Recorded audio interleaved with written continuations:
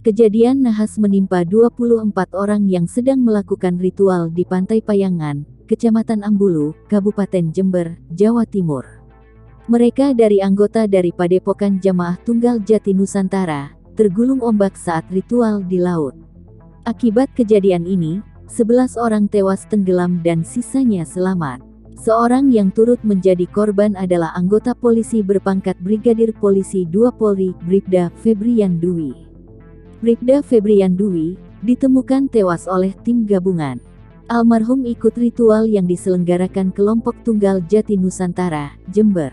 Semasa hidup Bribda Febrian Dwi adalah anggota Polsek Pujer, Bondowoso, Jawa Timur. Pangkatnya Bintara. Hal tersebut dibenarkan Kapolsek Pujer AKP Iswahyudi.